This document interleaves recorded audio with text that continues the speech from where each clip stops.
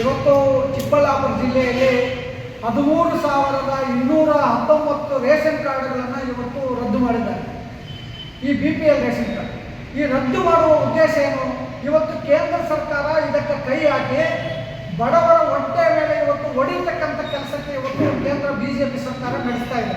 ಅದಕ್ಕೆ ಸಹಕಾರ ಇವತ್ತು ರಾಜ್ಯ ಸರ್ಕಾರ ಕೂಡ ಕೊಡ್ತಾ ಇದೆ.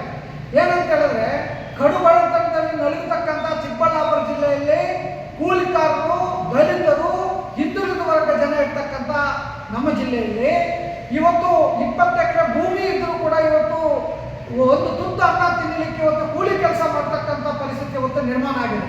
ಹಾಗಾಗಿ ಇವತ್ತು ಬೇರೆ ಉದ್ದೇಶದಿಂದ ಇವತ್ತು ಬೇರೆ ಬೇರೆ ದೇಶಗಳಿಗೆ ಇವತ್ತು ಗುಲಾಮರಾಗಿ ಕೆಲಸ ಮಾಡ್ತಕ್ಕಂಥ ಕೇಂದ್ರ ಸರ್ಕಾರ ಮತ್ತು ರಾಜ್ಯ ಸರ್ಕಾರ ಎರಡೂ ಸರ್ಕಾರಗಳು ಸೇರಿ ಬಡವರ ರೇಷನ್ ಕಾರ್ಡ್ ಅನ್ನು ಇವತ್ತು ಕಿತ್ತಾಕ್ತಕ್ಕಂಥದ್ದು ಇದು ತುಂಬಾ ನೋವನ್ನು ತರ್ತಾ ಇದೆ. ಹಾಗಾಗಿ CPIM ಪಕ್ಷದಿಂದ ನಾವು ಇವತ್ತು ದೊಡ್ಡ ಮಟ್ಟದಲ್ಲಿ ಇವತ್ತು ಇದನ್ನ ವಿರೋಧ ಮಾಡ್ತಾ ಇದ್ದೀವಿ. ಬಡವರ ಬಗ್ಗೆ ಏನು ಕಾಳಜಿ ಇರಬೇಕಾದ್ರೆ ಇವತ್ತು ರೇಷನ್ ಕಾರ್ಡ್ ಇರಬೇಕು. ಆ BPL ರೇಷನ್ ಕಾರ್ಡ್ ಅನ್ನು ರದ್ದು ಮಾಡುವುದನ್ನು ತಕ್ಷಣ ನಿಲ್ಲಬೇಕು. ಇನ್ನು ಮುಂದಿನ ದಿನಗಳಲ್ಲಿ ಇದೇ ರೀತಿಯಾದ ದೊಡ್ಡ ಮಟ್ಟದ ಹೋರಾಟ